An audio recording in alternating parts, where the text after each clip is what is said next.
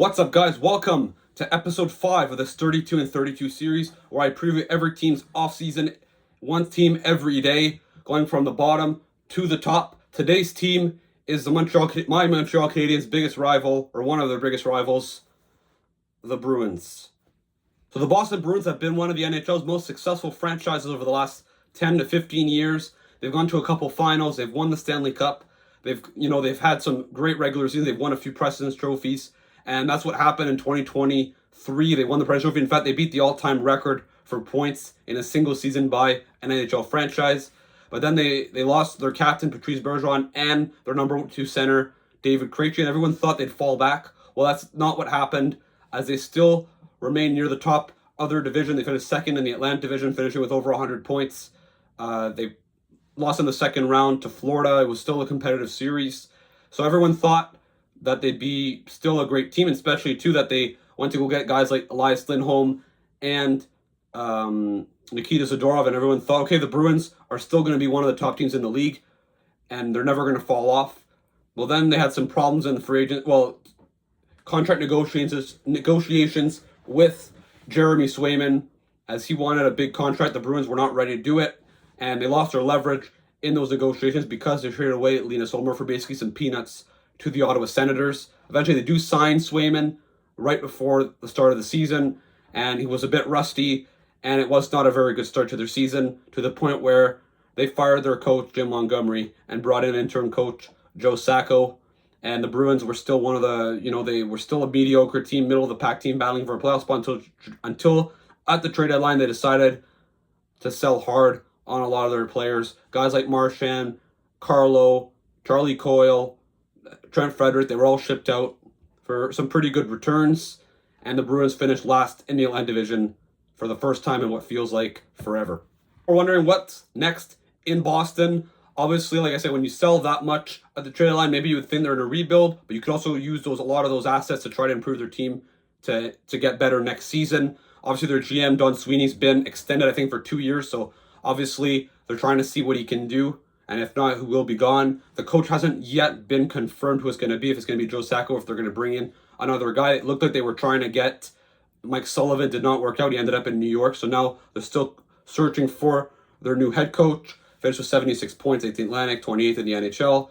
Their goals for per game was 27th. Their goals against was 26th. Their power play was 29th. Their PK was 24th.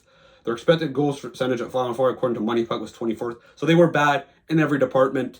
Their offense was pretty poor aside of David Pastrnak, finished with 106 points, 43 goals in 82 games, and after that falls off. Morgan Geekie, 57 in 77. Brad Marchand, who got traded midway through the season, finished third scorer on this team with 47 points in 61 games. Elias Lindholm was technically the third leading scorer, considering that of what's left, 47 points in 82 games. Pavel Zacha also got 47 points in 82 games as well, so it was a disastrous season for Bruins, especially offensively. Jeremy Swayman had a pretty tough season, 892 save percentage, 311 goals against average, 4 shutouts. Obviously not a great season for him after getting a huge contract, $8.5 million for 8 years. Jonas Korpisalo, who they got for Linus Ullmark, wasn't that much better either, an 893 save percentage, even though his goals against average was under 3. Now, as we look at their projected lineup for the 25-26 season, you're going to see after they trade all these guys, their team looks pretty empty. There isn't a lot of talent left. When you look at their first line, Morgan Geekie, Elias Lindholm, David Pastrnak, Lauko, Zacha, Fabian Lachelle was a top prospect. John Beecher, Casey Middlestad, who they got for Coyle, Mark Kastelic, who they got for Ullmark, Kuzminov, who they got for Justin Brazeau, Fraser Minton, who they got for Brendan Carlo, Mathieu Poitras. On defense, Hampus Lindholm, Charlie McAvoy, Nikita Zadorov, Andrew Peeke, Mason Lohrei, younger defenseman, Ian Mitchell. You got in net Jeremy Swayman, Skorpisalo, Oliver Rostrom, Patrick Brown. This is just a team that is very poor as of right now. However, they do have around 29 million in cap space, so they can spend hard. They could spend a lot this summer if they want to improve this team for real. So it'll be very interesting, very fascinating to see what they decide to do this summer. Also have a lot of expiring contracts this summer. Cole Koepke, who's a free agent, was a decent fourth liner. Well, he's a UFA. Henry Jokier, they got from Buffalo, is another UFA. Weatherspoon is another guy. RFA is more geeky. It'll be interesting to see what they do with him. They could trade him and you could get an interesting return. But again, he was their second leading scorer.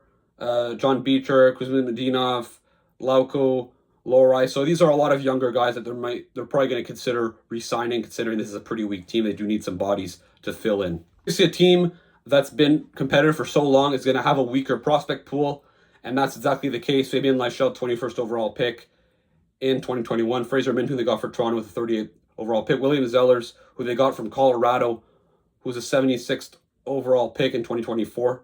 So that's a good prospect there. Walsh, Letourneau, they got 25th overall last year.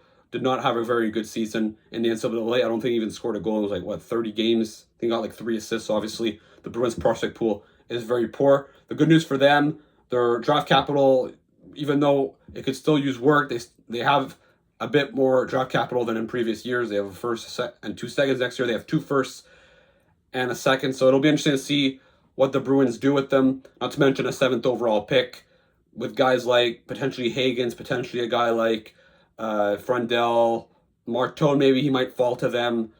Caleb Dinwiddie. It'll be very interesting to see what Boston decides to do, but the Bruins have a lot of work to do to rebuild this team. At least, I don't know if it'll be a rebuild or a retool. I'd suspect most likely a retool on the fly, but like what the New York Rangers tried to do a few years ago, or even with the LA Kings.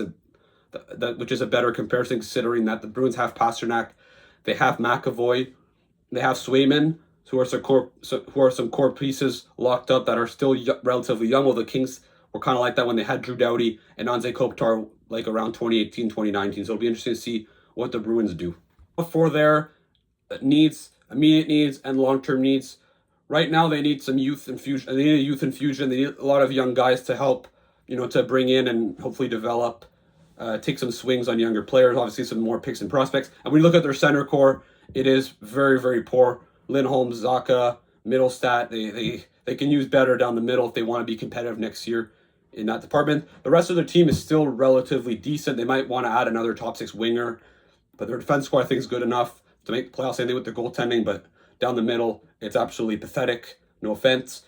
And when you look at their long-term needs, they need a franchise center. Obviously, since Bergeron retired, they need that guy badly, and more elite talent, whether it's on defense or on the wings or even another centerman. This is a team that does need to rebuild their prospect pool. I don't know, like I said, I'm not sure if they're going to do a full tear down rebuild, but they probably need to, they would benefit from getting a high draft pick once again next year, and maybe getting a guy like Gavin McKenna, which, let's be honest, would push this thing forward pretty quickly. So let me know in the comments, what should the Boston Bruins do this offseason? Should they decide to start a rebuild? Should they just use those assets that they acquired at the trade deadline to improve this team in the short term and maybe make a push for the playoffs? It'll be interesting to see what they decide to do. As a Montreal Canadiens fan, I'm kind of hoping that Boston has one or two, tough seasons, just to, because it's been pretty rough the last few years being a Canadiens fan, not having a lot of success, and then watching the Bruins dominate the regular season. So it'd be nice, a little return. Don't forget to like and subscribe, and I'll see you again for another video.